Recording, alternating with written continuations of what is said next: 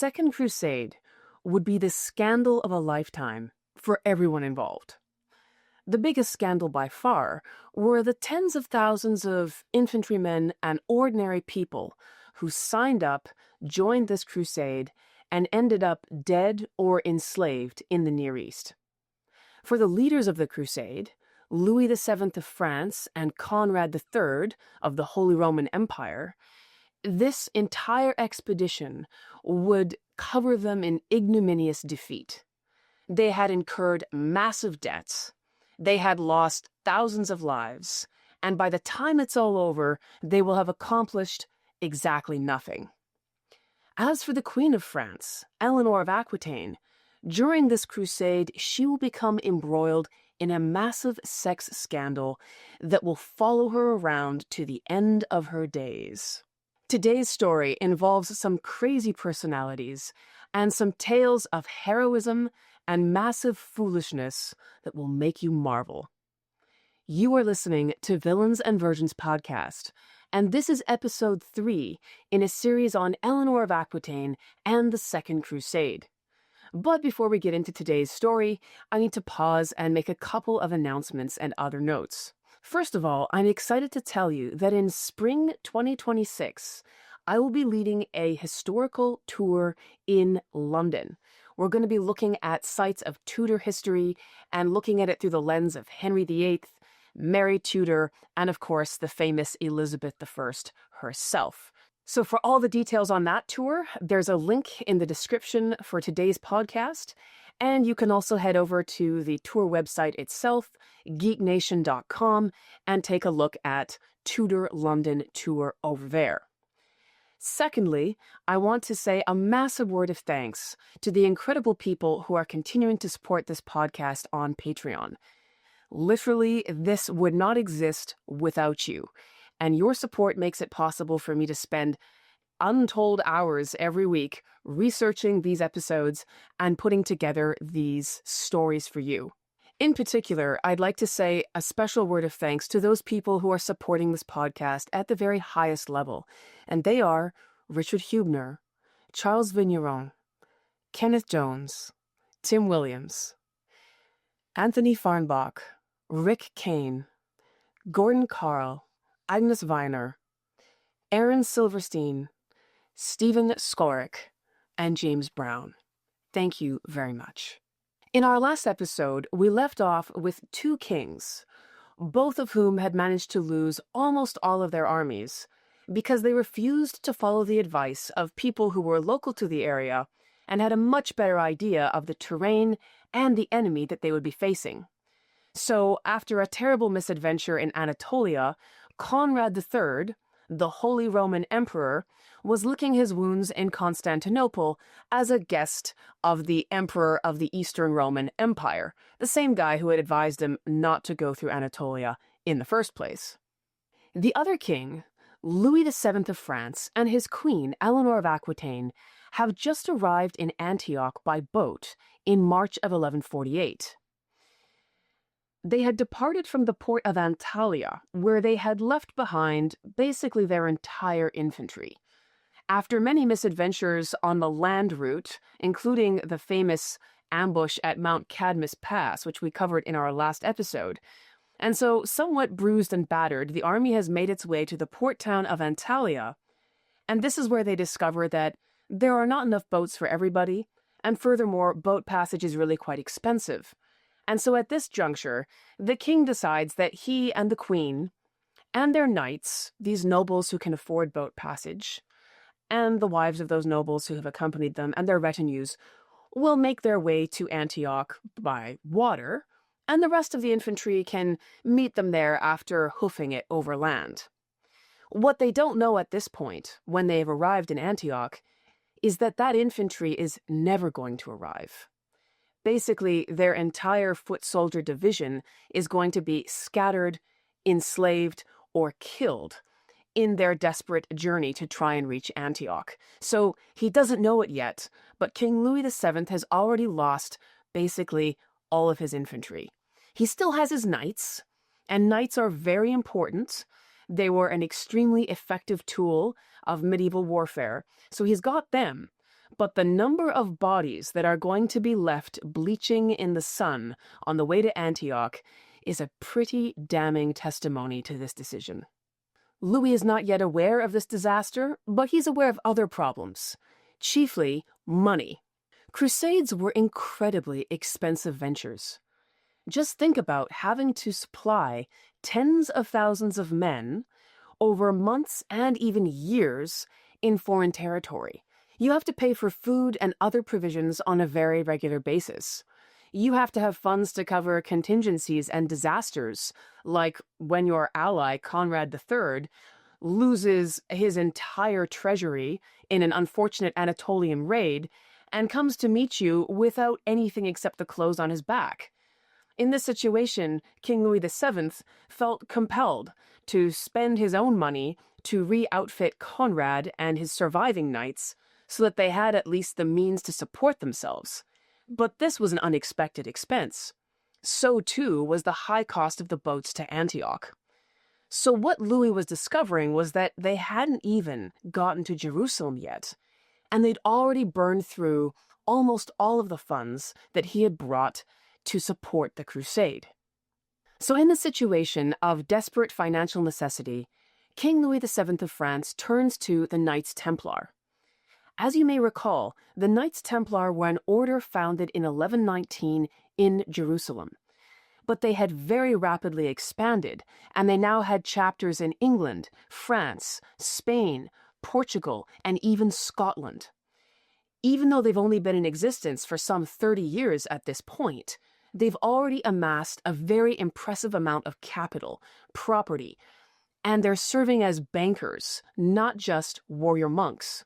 So there are Templars from France who are riding with King Louis VII on this crusade, but of course they're coming back to the mother house of the order in Jerusalem itself and its other neighboring chapters in the Near East. So it's very natural for King Louis VII to turn to some of the French Templars who are riding with him and say, "Take my letter to your local chapters here in the East. Tell your brethren that I desperately need money." So the king is going to borrow money from the Templars, but just how much money exactly?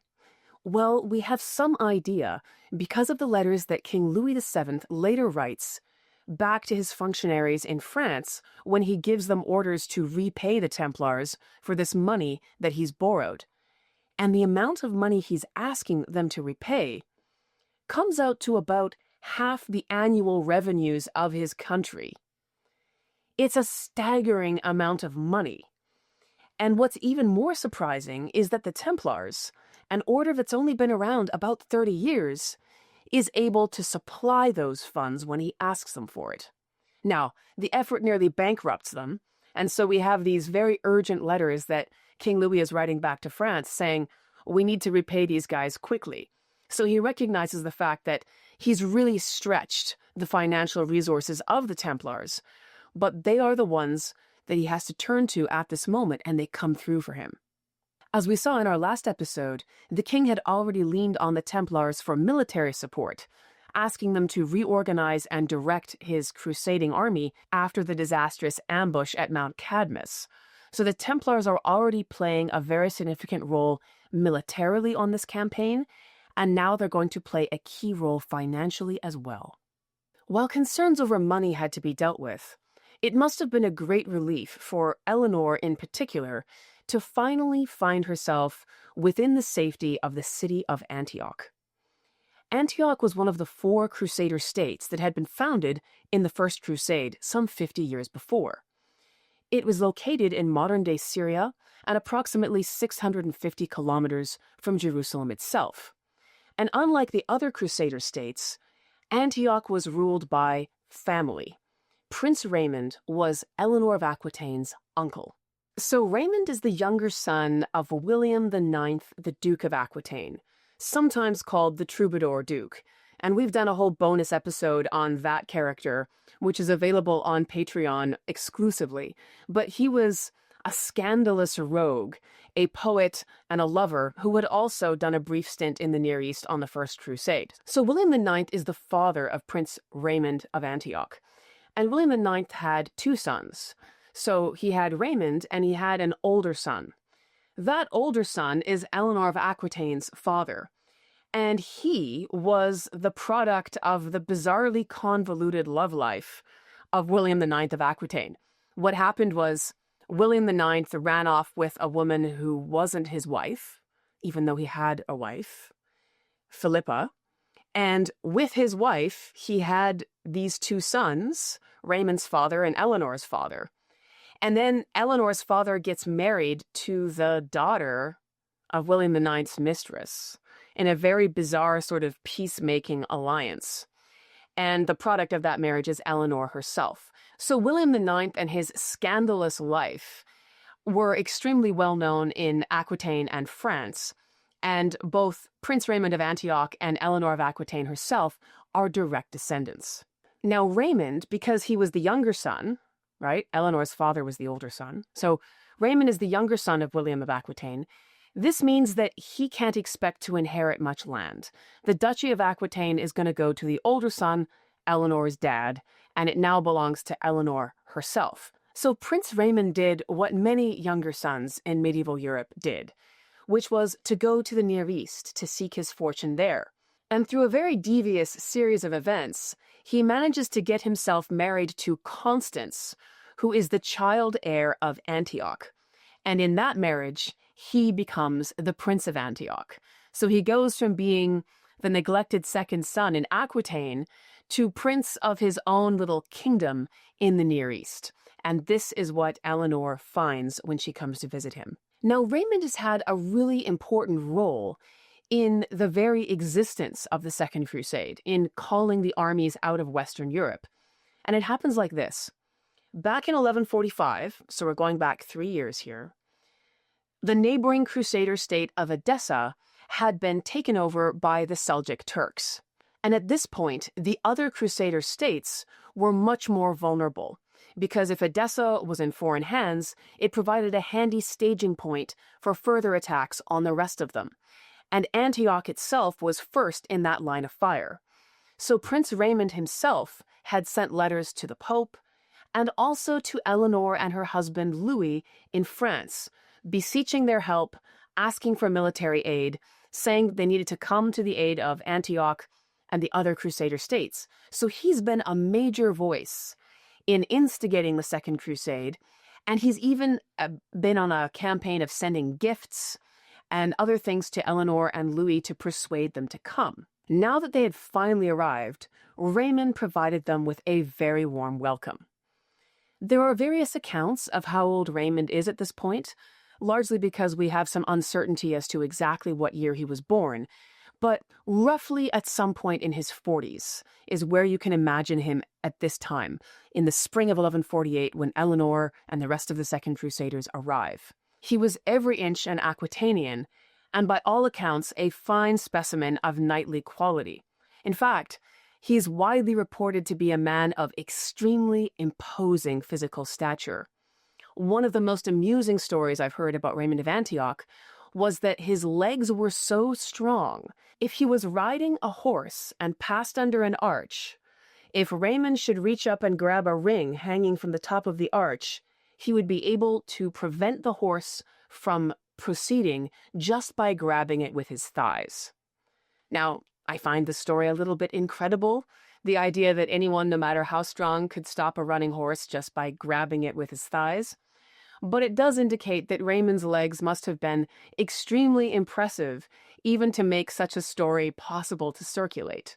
So you can think of him as this extremely tall, broad-shouldered, thick-chested, huge-thighed man who was extremely imposing to all the people around him. He was very much someone that you noticed because he stood head and shoulders above everyone else. Raymond is a man who enjoyed music and games and poetry and all the things that Aquitaine was known for, but he was also reported to be a man of disciplined habits, someone who didn't eat or drink too much. So even though he was in his 40s, he was not very likely to be a man who had gone soft. He was also charming. The son of the troubadour duke himself, his courtly manners were exceptional, but somewhat strangely, Raymond hadn't acquired a reputation for being a philanderer or a womanizer. And this is kind of remarkable because given his outstanding physical attributes, it surely would have been very easy for him to do this if he'd wanted to. So it's interesting that we don't have reports of his scandalous love life, given what he looked like and given who his father was. So Eleanor and her uncle are delighted to be reunited. At this point, she's 25 and considered to be one of the loveliest women in Europe. She's been married to Louis VII for about a decade now. And Raymond was everything that Louis wasn't. He was charming company, an excellent warrior, a great conversationalist, and someone who was completely conversant with the culture and the poetry and the warmth of Aquitaine, where Eleanor had grown up, and the culture of which had made her feel so isolated in Paris in the court of her husband. King Louis, by contrast, had been pulled out of training for life in a monastery. He was his father's second son, and it was only when his older brother died that he realized he wouldn't be spending his days in a cloister, but instead wearing a crown. By all accounts, though, Louis never quite recovered from this. And even now, as a king, he spent most of his time with churchmen.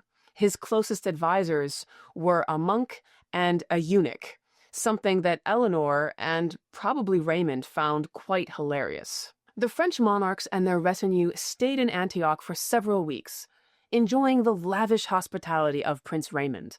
And by all accounts, he spared no expense. He provided individual nobles in the French court with costly gifts. He provided incredible feasts full of rare delicacies. He really went on a charm offensive. And the reason for this was that Raymond was hoping to direct the Crusades' next movements. He had a plan for where the military resources of the crusading army could best be deployed. And that was a plan that involved retaking the Crusader state of Edessa, which was close by. In his vision, taking Edessa would then be followed by taking the city of Aleppo and possibly Caesarea. So he was looking at not just recapturing territory that had been lost, but securing other strategic outposts nearby to make it much harder for such an incursion to be repeated. It was a sound piece of strategy that would certainly have increased the security of all the Crusader states. And of course, the newly conquered territory, in Raymond's plan, would conveniently be absorbed into the fief of Antioch itself. So he would absorb this territory under his own direct protection and control. Now, this part of the plan immediately raised some eyebrows in Louis's French retinue. They were suspicious. First of all, the Aquitanians were already in a bit of disgrace in the crusading army because most of them had been responsible for the ambush at Mount Cadmus. So the other nobles in the French court already looked at the Aquitanians with some degree of suspicion and anger. Prince Raymond of Antioch is an Aquitanian. He's extremely close and warm with the Aquitanian contingent of the crusading army. And when he proposes this plan, which is going to benefit the Crusader states, but will definitely benefit him personally, this is something that causes a number of the French barons to pause, and Louis himself also, and say, whose interests are we actually serving here? So Raymond is promoting this plan, and he's doing so on an individual level, as he's feasting people, as he's visiting them in the quarters where he's put them up and lavishing them with gifts. He's trying to promote support for this strategy. And he does this with the Queen as well. And one of the things that begins to attract attention are the long conversations that Prince Raymond of Antioch and the Queen of France, Eleanor, are seen to be having together. And they're very warm. They clearly enjoy each other's company. And they're probably discussing many things in the dialect of Aquitaine. It's different from the dialect that is spoken in northern France by King Louis and his advisors, which will eventually develop into modern French. When Eleanor and Raymond are conversing, they're almost certainly having their conversations in the southern Poitevin dialect or even the farther southern Aquitaine dialect, which for many of the northerners, they can't understand a lot of what's being said, which is also something that fills them with suspicion. And you can imagine some of the churchmen who were close to Louis and his retinue watching Raymond and Eleanor together, laughing, murmuring, conversing in this southern dialect, nodding together at insider jokes. And just the sight of them and the obvious pleasure that they took in each other's company began to instigate some murmuring about the propriety of what was happening between the Prince of Antioch and the Queen of France. It didn't help matters that Eleanor firmly took Raymond's side in any conversations about the next moves that the crusading army was going to take. Eleanor was firmly in support of the strategy that Prince Raymond had laid out. To her, it made perfect sense, and so she was willing to support that and to advocate for that. But this itself was cause for consternation amongst many in the French court. In some ways, it was a double offense. First of all, that a woman should have an opinion on matters of military strategy. And secondly, that in any discussion, she should take a side that wasn't automatic support for whatever her husband was saying. People began to whisper that Prince Raymond was seducing his own niece. She was, after all, in the very blossom of her beauty, and Prince Raymond of Antioch was a very attractive man. Perhaps he had managed to secure her support for his strategic goals by becoming her lover. One thing was certain. Eleanor was glowingly happy in Antioch. It's not hard to understand why.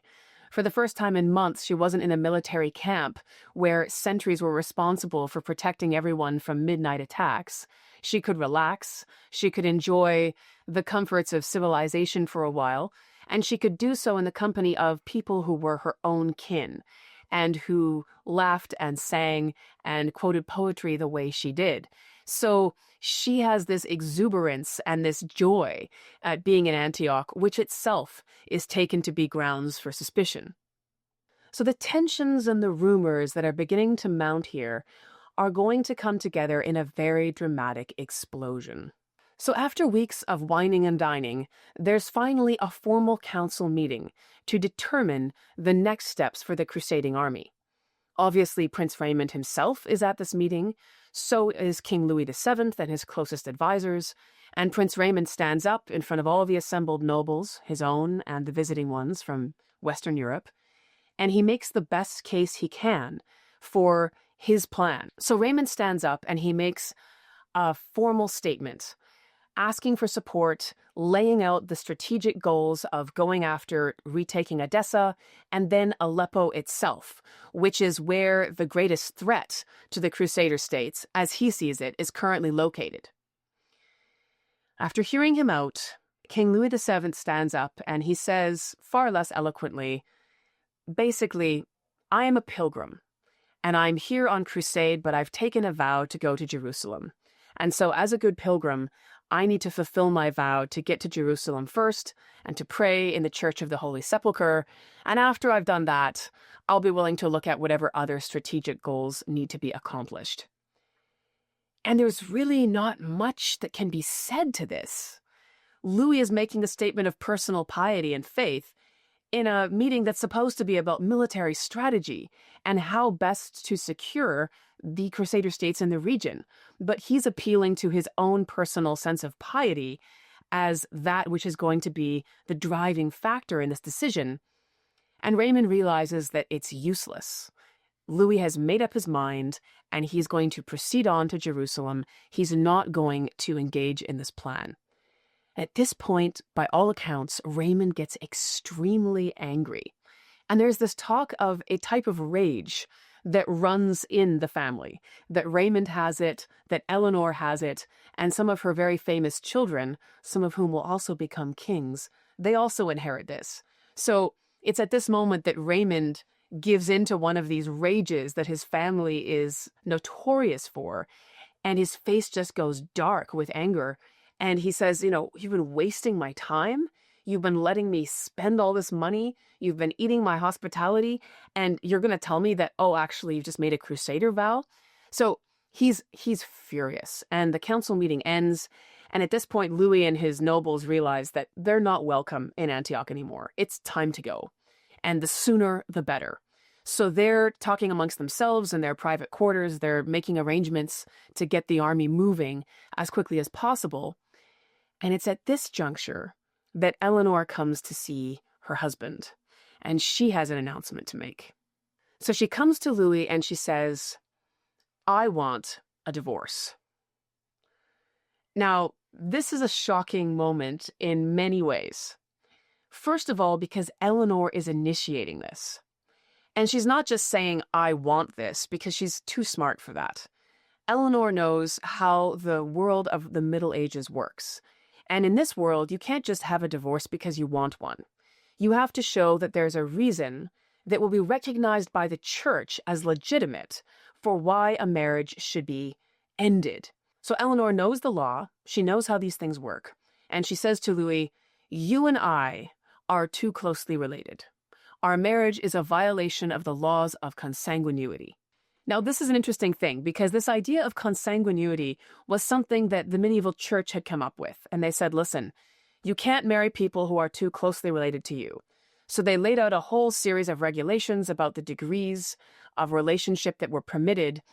And they said if the person you want to marry falls within these relational bounds, then you are violating consanguinity. You're too closely related, you can't get married.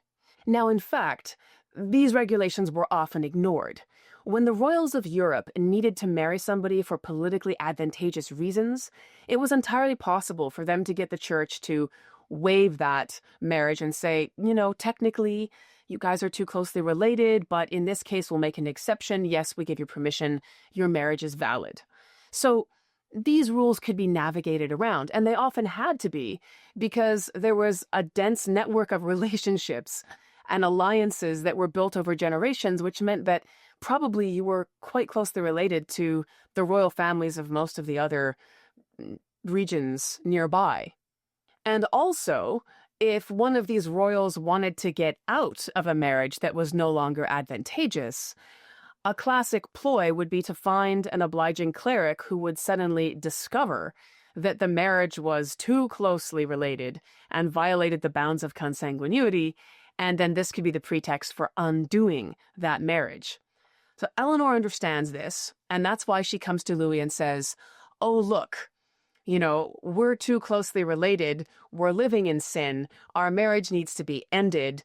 This is what the church would require, and other church men have already acknowledged this." So we have to understand this moment not as a sudden discovery on the part of Eleanor. She knew this, and so did everybody else. The degree of relationship between her and Louis wasn't a secret. But she was expressing a desire for divorce now in the recognized language of her day, making a case that would make sense. But the other thing that's fascinating about this moment is that Eleanor is initiating this. So to have kings negotiate in and out of consanguinity regulations as it suited them was fairly common. But for a woman to do it, that was a lot more remarkable. To make matters worse, Eleanor told Louis not only did she want a divorce, she wanted a separation that was immediate. So Louis and his knights and his churchmen were welcome to leave Antioch and pursue his military strategy whenever he came up with one. But Eleanor had had enough, and she wanted to stay right where she was with her uncle, the Prince of Antioch. Now, from what we know of Eleanor's character, which is amply demonstrated through the events of the rest of her life, she was not a flighty or impulsive person. We can't attribute this moment to a sudden whim or mood. Eleanor must have thought about this very carefully, and it must have been the product of months or even years of unhappiness. Perhaps the hostility that she'd already experienced in the French court, as a Southerner and an Aquitanian, had been heightened significantly by the disastrous ambush at Mount Cadmus, which was very much blamed on the Aquitanians in general and Eleanor herself. Perhaps Raymond himself had provided some advice to his unhappy niece during their long conversations, recognizing as he did that she'd been placed into this marriage at the age of 15. Like most medieval marriages, she'd had absolutely no say in the matter, but had simply been transferred over to belong to Louis VII and the court of France, along with her lands, and left to make the best of that fate as best she might. Prince Raymond might have reminded Eleanor that she was the heir to a duchy that was even larger than the lands that were directly controlled by her husband, the King of France. That she did not depend on him as much as she might think, that she was free to leave that marriage and to bestow herself and her lands on anyone else that she might choose. He might have told her that she need not remain an unhappy wife. He may have offered her shelter in Antioch, while she decided which direction she wanted to pursue and what course she wanted to chart for her life. Ultimately, we'll never know exactly what passed between the Prince of Antioch and the Queen of France. Could it be that there were more kisses between them than were strictly proper? Could it be that the young woman found something in the athleticism and charm of Raymond of Antioch that stirred something in her that her monkish husband never had? Ultimately, we'll never know. Certainly, choosing this moment to express a desire for divorce, as well as an intention to stay behind in Antioch with Raymond in a very public separation from her husband, seemed to confirm for most people all of the very worst rumors. For many people, the idea that Eleanor herself had an opinion on military strategy and saw that her husband didn't have one, that Raymond's plan made sense, and that she was tired of supporting someone who didn't know what he was doing, this is not a theory that would have entered the minds of most people. To many observers in medieval courts, women were weak-willed and highly susceptible to lust. And so the easy interpretation was just that Eleanor's female nature made her a ready prey for seduction, that she had no mind of her own, but was simply a foolish woman who disregarded her marriage vows and found herself in bed with none other than her uncle. This is the story that would descend from this moment in Antioch, and it would follow Eleanor for the rest of her life. It would be repeated not only by sources who were hostile to her, such as churchmen, who always paint her in dim shades in their written histories, but even courtiers who wrote versions of history and were otherwise extremely sympathetic to Eleanor and liked her and praised her many virtues, say things like, "As for what happened in Antioch, it's better to remain silent," as if to draw a curtain of silence over something that was widely accepted as a scandalous truth. Now, it's not hard to imagine how King Louis's advisors saw this. In particular, that eunuch, whom Eleanor of Aquitaine so despised, was very much in the king's ear telling him, "If you leave Antioch, having lost men on campaign, and now you will lose your queen and the massive amount of land that comes with her, this simply could not be allowed to happen." King Louis's honor and reputation were at stake in a feudal society where both of those things were required for legitimacy. So, whatever the legalities of Eleanor's case, however correct the principles might be that she was citing, there was no way that this desire of hers could be permitted. Louis was also frequently mentioned by many sources as adoring his wife, as being very much in love with her. And so, on a personal level, these comments and this desire for divorce must have been painful for him as well. So what ends up happening is that Louis and his men are making preparation to slip out of Antioch under the cover of nightfall. There's not going to be any kind of formal goodbye to Prince Raymond of Antioch. It's more of a scuttling out onto the road as quickly as possible. So at the last moment, Louis sends men to the chambers of Eleanor of Aquitaine, his wife, and they forcibly seize her and drag her out, compelling her to travel with the army against her will. So she's essentially been kidnapped, and she's now going to be dragged along with the crusade, whether she likes it or not. This kidnapping, and the Queen's obvious hostility toward Louis as a result of that, provided further proof to anyone who was observing all of this that something very wrong had gone on in Antioch. When the French Crusaders arrive in Jerusalem in July of 1148, they're reunited with the Holy Roman Emperor, Conrad Hohenstaufen, who had traveled over from Constantinople. Conrad still has an unknown number of knights, although he's lost most of his army already. And at this point, it must have been obvious to King Louis VII of France that his infantry was never going to arrive either. But he still had all of his cavalry. all of his knights. And this is really significant because in the Middle Ages, these heavily armored men on heavy horses charging were a devastating battlefield tactic, and one which had been used to excellent effect many times in the First Crusade. And so this is basically an ace that King Louis VII has. So with his entire cavalry, Conrad's men, as well as the forces of the warriors of Outremer, who are locals, who've settled in the Crusader states, together they comprise a very significant force. So they're going to have a council of war, not in Jerusalem, but in the city of Acre. And at this point, they have to decide what are they going to do with all of this military force that they've assembled. This Grand Council is attended by everyone who's anybody, including Queen Melisende, the ruler of Jerusalem. So her husband had died several years before, and her son, who will become King Baldwin III, isn't quite of age yet. Well, technically he is. By medieval norms, he could have ruled in his own name at the age of 15, which was 3 years ago.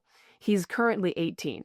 But like any mother of a 15-year-old son, Queen Melisende perhaps doubted his capacity to be solely in charge of all the strategic decisions of Jerusalem at the age of 15. So she retains a controlling hand on policy and decisions in the Crusader state of Jerusalem, although her son has already been out on battlefields leading men even at this point. So young Baldwin, the 18-year-old, is there. Queen Melisende is there. The leaders of the Second Crusading army are there, as well as the leaders of the Hospitaller Knights and the Knights Templar. So anybody who's anybody is at this war council in Acre. Now, curiously enough, many of the historical sources at the time mention Conrad, the Holy Roman Emperor, as being very vocal and influential at this strategy council. King Louis VII was undoubtedly there, but seems to have been a personality of no significance. He doesn't get much press for being decisive or organized or anything other than pious, really. So he's there, but he's pretty much inconsequential. We don't know whether Eleanor, the Queen of France, attended this. Certainly she had the status to do so, but it's possible that her recent kidnapping and being held against her will disinclined her to participate. So at this council, the whole point of the debate and the discussion is, where are we going to take our army? What will be our objective? And some argued that it should go and retake the Crusader state of Edessa, which, after all, had been the event that had sparked the Second Crusade in the first place. Others argued for taking Aleppo, which was a city near to Edessa, inhabited by one of the most powerful enemies of the Crusader states. And remember, Prince Raymond of Antioch had already made these very same arguments already. So there are others who are suggesting these as important strategic goals. But in the end, they decide to do something entirely different. They decide to go after the city of Damascus. And this is a bizarre decision. In order to understand why, we need to zoom out a little bit and take a look at what was going on in the region at the time. So the first thing we need to remember about the Near East at this time is it wasn't the Crusader states and the Crusader army against the Muslims as a general undifferentiated category. That's just ridiculous. Yes, there were Muslims in the region, and yes, the Crusaders fought them. Some of the time. Others they made alliances with. It gets really complex really quickly. So there are Fatimid Muslims in Egypt, and there are Seljuk Turkish Muslims who have a huge empire, which is very much a part of the concern for the Crusader states. And there are smaller Muslim groups as well, which we're going to get introduced to. And these, while they share sort of the same religion, have very different strategic goals and priorities, and they don't necessarily like each other. So it's not a one undifferentiated Muslim foe that is being dealt with here, first of all. So the decision to take the city of Damascus has really only one thing going for it. It's close. It's closer to Jerusalem than Edessa or Aleppo. But that's where the good news ends. First of all, taking Damascus would do nothing to solve the problem of losing the Crusader state of Edessa to the Seljuk Turks. So if the Second Crusade was coming to deal with that problem, taking Damascus is not really going to contribute. Secondly, Its ruler was a Turkoman governor by the name of Mu'id ud-Din Unur, and I'm just going to call him Unur from this point onwards for the sake of simplicity. But Unur was the only Muslim ruler in the region to have made an alliance with the Crusader state of Jerusalem. In other words, he was the least hostile and menacing of the Muslim forces near the Crusader states. Officially, Unur was a provincial governor under the Seljuk Turks, who had basically built an empire that had expanded out across the Near East. They had taken territory that used to belong to the Eastern Roman Empire. They had taken territory that the Crusaders had been fighting them for. And so there are contested battles back and forth over cities like Damascus, for example, which are sometimes held by the Seljuks and sometimes held by the Crusaders. So at this point, Damascus is under Seljuk control. It's governed by Unur. And even though he's basically a deputy under the larger Seljuk Empire, as a provincial governor, he has a lot of autonomy. And the central authority of the Seljuk Empire at this point is weakening. So what we see are these provincial governors in the Near East, guys like Unur, who are so powerful that they start being described as leaders of their own dynasties. And they're even competitive with each other. So just because Unur is a provincial governor under the Seljuks doesn't mean he's automatically friends with other guys who are provincial governors in other Seljuk territories. In fact, they can be rivals. Now, the recent treaty that had existed between Unur and the Crusader state of Jerusalem had actually been broken by the Crusader state of Jerusalem quite recently, in the past couple of years. And what happened was one of Unur's underlings turned traitor. So this guy approaches the Crusader state of Jerusalem and he says, "Psst, I'll hand over to you a couple of cities that are under Unur's rule in exchange for, a large amount of cash or a personal reward or a position or something." So the Crusader state of Jerusalem decides to back this guy. They attempt to take these cities, and Unur sends a force and repels them. They're forced to retreat. They don't gain any land. But by siding with this traitor, they've basically violated the alliance that they had made with him. So Unur, the governor of Damascus, is trying to walk a very difficult line. He has a number of enemies, and he doesn't want to be fighting all of them at once. He's concerned about the Crusader states, as he has reason to be based on the treaty violation we just talked about.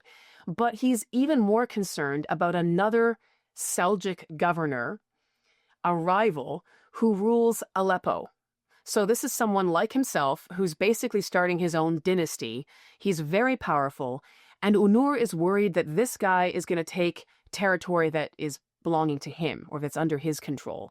So he's very worried about this other Seljuk governor called Zengi, who's located in Aleppo. Now, by the way, Zengi and his father, also called Zengi, were the same guys who had taken Edessa from the Crusaders, killed the men, and enslaved most of the population. So they've already proven themselves to be extremely hostile and dangerous to the Crusader states. It is Zengi that Prince Raymond of Antioch has been worried about. Zengi is the reason why in this council at Acre, people are talking about going after Aleppo. So Zengi is a devoted enemy of the Crusader states, and he would therefore be the logical one to attack if you wanted to secure the region. But instead, they decide to attack Unur, the guy that they had an alliance with previously. So why they do this is a really interesting question. Some historians theorize that Conrad, the Holy Roman Emperor, wanted a high-status city. He said, Damascus is very important for Christians. It's a city that has resonance in Christian history and faith, and so we should take that because it's a high-profile target, and it will justify all the resources and the sweat and the blood that we've invested in the Second Crusade.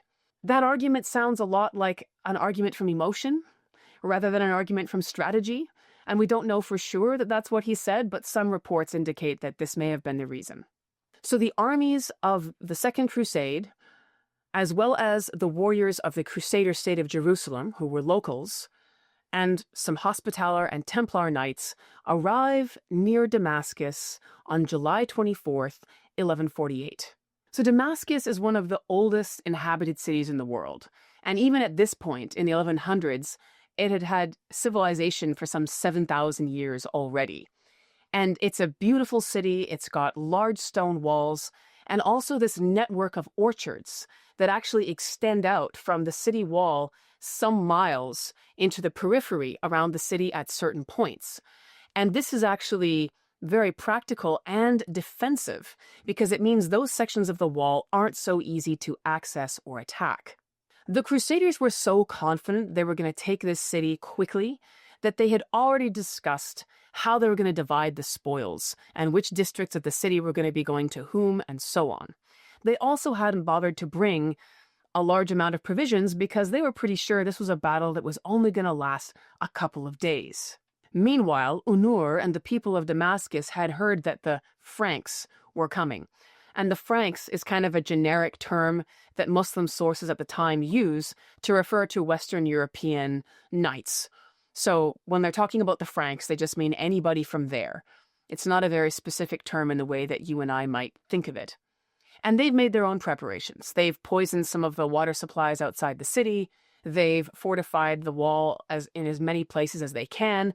They're doing the best they can to arrange their defenses. It appears that the defense of Damascus was an all-hands-on-deck kind of moment. The men of the city stream out of the walls and they form up outside to face the Crusaders on the plain. Even aged men joined this effort. There's one account of this Moroccan theologian called Al-Findawi, who's in his 70s at the time. And he's making his way out there with the men of the city who are going to form up in ranks to defend their home. And the story goes that Eleanor himself, the governor of the city, who's riding out on his horse to line up the troops and to lead the defense, sees this elderly man and he says, "Your advanced years excuse you from this duty. Please go back into the city and rest. This work will be done by other men." And this old man replies that he belongs to God and not to himself. He's already been sold for the cause, and so he has no choice but to join it. And of course, he's cut down very quickly in the battle that follows. But it's an interesting testimony to just how seriously people took this, that even men of such advanced age saw this as a duty upon themselves. So the battle for Damascus would rage for 4 days, from a Saturday to a Tuesday. And when it started, it was going fairly well for the Crusaders. They had actually made their base in a town not far from the city itself where they did have access to water that wasn't poisoned. And they began to make their way towards the city through that network of orchards, which actually provided them with some cover. It also provided them with food because this is July, so there's fruit on those trees. These guys, as they're going through, are able to help themselves, but it also provides some cover from projectiles that would be coming off the city walls to deter them from approaching. And of course, the wood of the orchards provided a ready source of timber, which they could cut down to build barricades that, again, they could move and maneuver to put themselves behind and increase the level of shelter that they could obtain. During this battle, there are reports of Conrad, the Holy Roman Emperor, aggressively leading his men to wherever the fighting was the thickest. So this was a guy who wasn't just content to stay in the rear guard, which is where he was initially stationed. He wanted to be in the thick of wherever things were getting heavy. And so Conrad wasn't a guy to hang back. And there's even an eyewitness account of Conrad cutting down a Turkish warrior that he's fighting with his sword. And the account says that with one sword blow, he cuts off the top third of this man diagonally. So the head, the shoulder, and the arm, even though this guy is wearing a breastplate. So that gives you some idea of the ferocity of Conrad. He wasn't just a man who wore the crown. He was someone who was very much up to his elbows in the gore of battle itself. Now, no one had any stories to tell of Louis VII's battlefield exploits. It's possible that he took up position in a tree, as he had during the ambush of Mount Cadmus, from thence bravely to rain down sword blows on the heads of unsuspecting Turkish warriors. We don't know. We don't have any clear stories of Louis going into the thick of anything. So presumably he was there somewhere. But when people talk about leaders who were at the forefront of fighting, they talk about Conrad. So the Crusaders are making progress. They're drawing nearer to the walls of Damascus itself. They're trying to actually break down the fortifications or weaken that wall. But things begin to turn as Monday approaches. So they've been fighting for 2 days. Monday is the third day. They notice that reinforcements begin to arrive from outside the city, approaching on the plains, and these forces are coming to them from Aleppo and Mosul, which, by the way, are cities that are governed by Zengi and his brother. So these are the guys that Prince Raymond was worried about. These are the guys who took Edessa. These are the guys who are now showing up to help Unur in Damascus. So the Crusaders begin to see Turkish, Kurdish, and Arab cavalry coming in towards the city, and there are widespread rumors that these guys are just the vanguard of a much larger army being led by Zengi himself, and their arrival is imminent. Now at this point, Unur, the governor of Damascus, sends separate messages, some to the leaders of the Second Crusade, Conrad and Louis, and others to the local Franks, the guys who live in the Crusader state of Jerusalem. And these messages are similar but different. To Conrad and Louis, he basically says, "Leave now. A much larger army is about to arrive. I will give them possession of Damascus, and you can't hope to take it." To the Franks of Jerusalem, who are residents of Outremer, and who have to remain in the region and survive when the rest of the Crusaders go home, Unur sends a slightly different message. He says to them, "Are you so foolish as to help these newcomers, these Crusaders, against me? Don't you know that my rival Zengi is now going to arrive, and I'm going to be forced to give him possession of Damascus? And when I do that, it's going to be worse for all of you. I mean, it's bad for me, Unur, because I'm going to be handing over my city to my rival, so that's not good. But it's going to be worse for you. What are you doing, forcing me into this situation?" And he says to them, "If this happens, you're going to lose all your possessions in Syria. It's not just that you failed to take Damascus. This is going to have a cascading effect of loss for you guys in Outremer." So we have to recognize at this point that the calculations and how these messages are received are going to be very different for Conrad and Louis than they are for Baldwin III of Jerusalem and his men. Because Conrad and Louis, whenever they've done with this, get to turn around and go home, thousands of miles away, and whatever happens in their wake is not really their concern. But for the men of Outremer, the men who live in the Crusader state of Jerusalem or Antioch or Tripoli, their very survival depends on the alliances and security that they manage to come up with in this region. They need friends, and they can't afford to have Zengi and Onur pulling in the same direction against them. So they would have heard this message very differently from how Conrad and Louis might have interpreted it. Now, what happens next is a moment that has attracted a lot of attention. Basically, the crusading army is persuaded to abandon the section of the wall next to the orchards that they've been attacking, and to go around to the east side of the city and attack a totally different section of the wall there, where there are no orchards. And the idea is that that section of wall is less fortified, so it should be easier to quickly break through and get into the city. Who persuades them to change their position? Well, it was certainly some of the men of Outremer, some of the locals who lived in Jerusalem, maybe some of the Templar Knights, men who knew the region and who understood what Unur had said to them in his warning.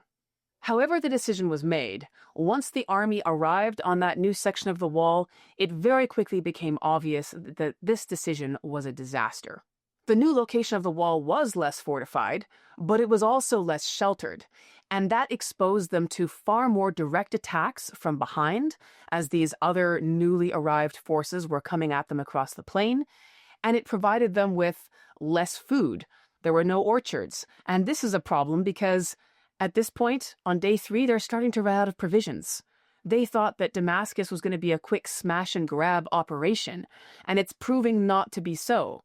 So at this point, they find themselves under increasing attack, running short of food, and there's no prospect of a quick end in sight. In fact, there's a threat of many more enemies arriving imminently. Soon, all thought of taking the city vanished, and the men of the crusading army became preoccupied with simply defending their own lives. As one Crusader source puts it, and I quote, "Now a severe shortage of food was beginning to hit the camp, for the soldiers had been led to believe that the city would be taken very quickly, and so had brought only a few days' supplies with them. This was especially the case with those new to the Holy Land. They became doubtful, and wondered both in private and openly what they should do. It seemed hard, if not impossible, to return to the position that they had deserted. Therefore the pilgrim leaders held council together, and they decided to return home. The kings and leaders were covered in confusion and fear, and, their business unaccomplished because of our sins, were forced to return home." So this is obviously a Crusader source writing, not a local in the Near East. And when he's talking about the pilgrim leaders, he's talking about Conrad and Louis, which again reflects the dual nature of crusades in medieval thinking, that yes, they're a military expedition, but they're also a pilgrimage. Louis VII's fixation with getting to Jerusalem as a pilgrim, before engaging in any other military conquest, is an example of how these joint identities sometimes interfered with each other. By Tuesday morning, the Crusader armies are retreating toward Jerusalem. They had absolutely failed to take Damascus, and at this moment, it meant that the entire Second Crusade, all the time, effort, money, and lives that had been expended to bring all these men over here, had accomplished exactly nothing. The Crusader state of Edessa remained untouched by this army. They hadn't taken Damascus. They hadn't taken anything of strategic significance. In fact, they had only managed to unite two rival Seljuk Muslim governors who had otherwise been at odds with each other and were now at this moment working together. If anything, that made matters worse for the Crusader states. In the wake of this defeat, there was lots of blame to go around. How could a crusade, preached by the most high-profile cleric in Europe, led by two pious Christian kings, have failed so spectacularly? Some Crusaders suspected the local Franks, the men of Jerusalem and Outremer, of taking enormous bribes and conspiring with the local Muslims, Eleanor and his people in Damascus, to prevent a Crusader victory. Others blamed the Templars. This was something that was circulated by sources close to Conrad, the Holy Roman Emperor, and they said the Templars colluded with the men of Damascus and they took a huge bribe, and they conspired to steal our rightful victory from us by counseling us to go around to this other section of the wall, and thus taking away the progress we were making and exposing us to an attack which forced us to abandon the entire plan. Now, these rumors also found their way into the French court, but when King Louis VII heard them, he staunchly denied that the Templars had anything to do with it. But of course, people said, isn't that what you'd expect the king to say? I mean, didn't the Templars bail him out to the tune of half his annual income? He's very much in their debt. Of course you'd expect him to defend the Templars and refuse to say anything against them. Now, we have no clear evidence of Templar treachery. The warriors of Outremer understood something that the Crusaders did not, which is that this moment where Zengi, one rival Seljuk governor, was going to come to the aid of Eleanor was something that was extremely dangerous for all of their security. Having Damascus in the hands of Zengi, who was such a dedicated enemy of the Crusader states, would be a disaster for them. Perhaps they had not anticipated that Eleanor would be willing to call on his own rival for help if he was attacked. Perhaps they hadn't realized that in attacking this city, they would find themselves under attack from armies coming in from Aleppo and Mosul as well. They hadn't imagined that they'd be facing Turkish armies coming to defend their rivals in Damascus. Unlike the Crusaders, who got to go back to Europe when their expedition was over, the warriors of Outremer had to survive long afterwards in a region where they were significantly outnumbered.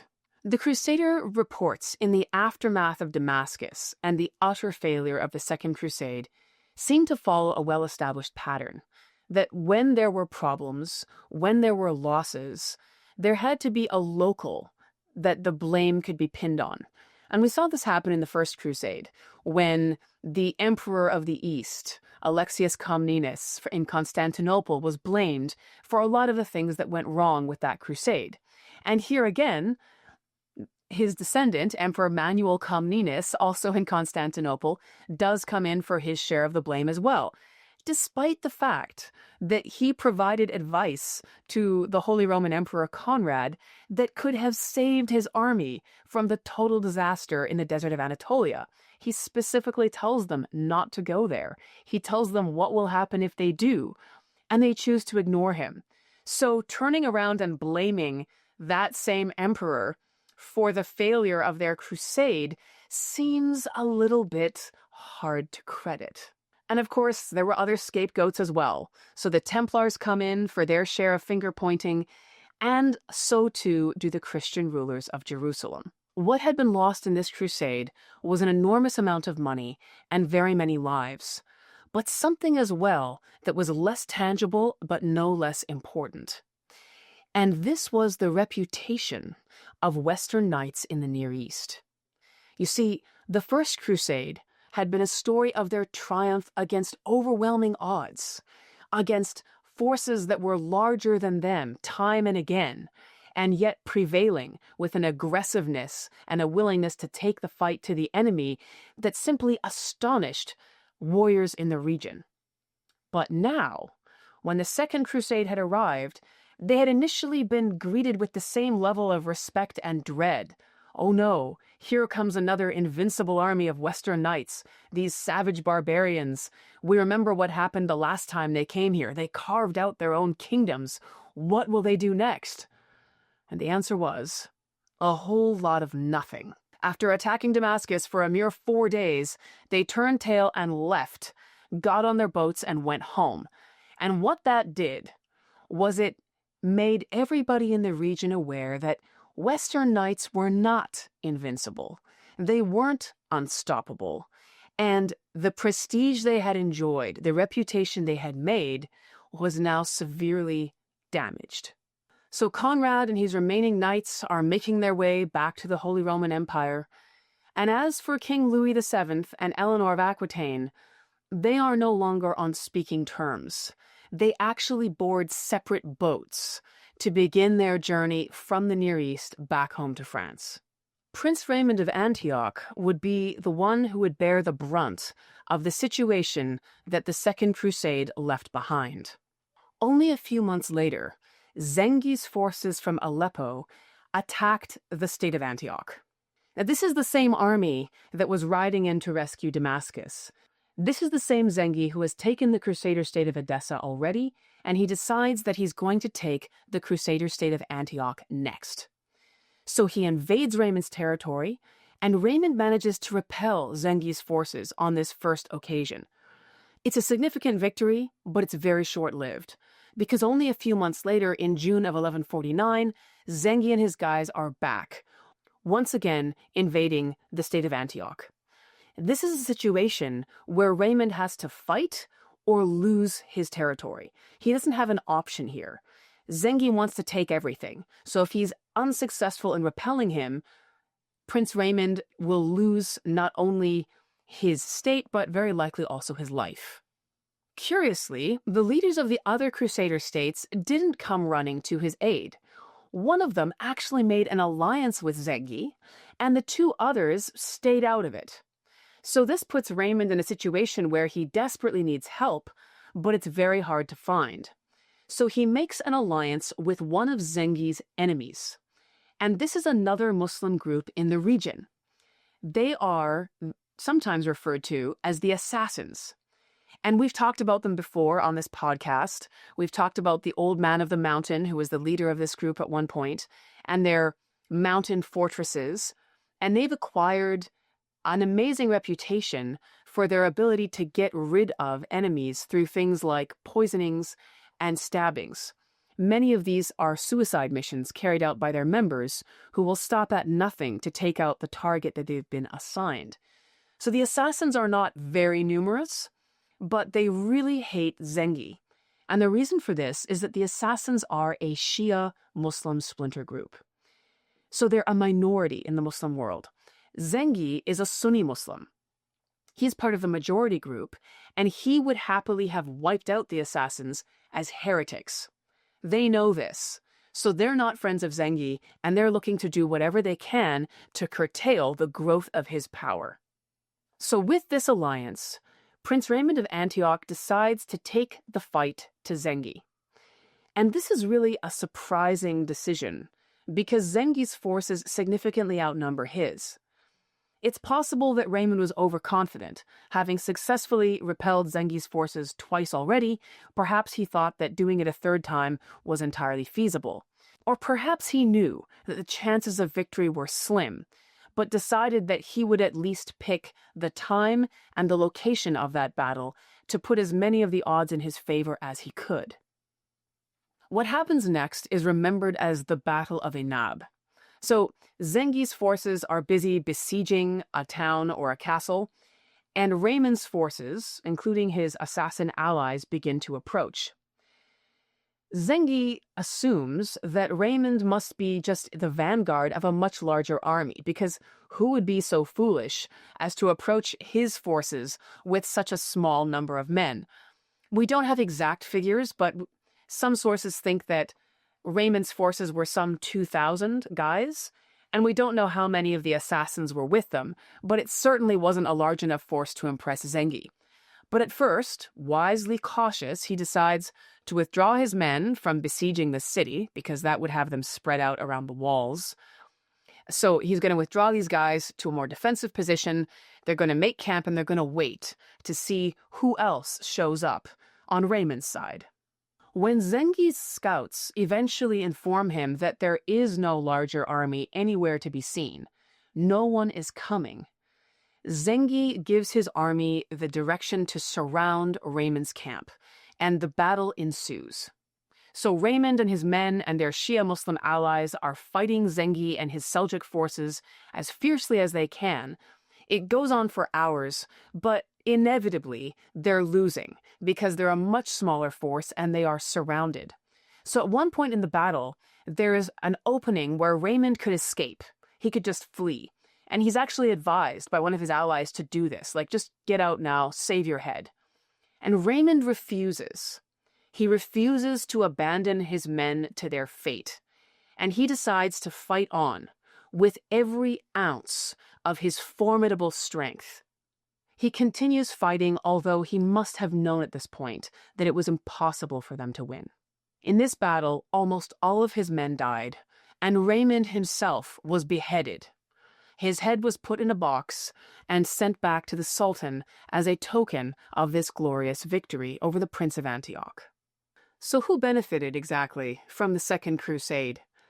Certainly not King Louis VII of France or Emperor Conrad of the Holy Roman Empire, both of whom had expended enormous amounts of money and lost tens of thousands of men. The Crusader state of Edessa was still in Seljuk hands, and now the Crusader state of Antioch was significantly weakened and at risk of falling as well. The Prince of Antioch was dead, and the security of the Crusader states significantly weakened. But most of all, the reputation for invincibility that Western knights had enjoyed in the Near East had been shattered, and rival Muslim powers had begun to work together to repel them effectively. This would forever change the geopolitics of the region and permanently alter the experience of any future Crusaders who might venture there.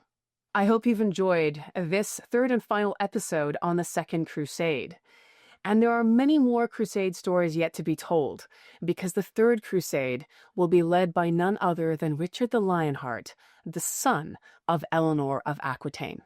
But for that, you'd better subscribe to Villains and Virgins podcast to make sure that you don't miss that and other fantastic historical stories. And if you want even more history, please head over to patreon.com/Eva Schubert, where you can have access to additional stories, bonus episodes, and even live historical chats led by me on a regular basis. Thank you so much, and I'll see you in the next episode.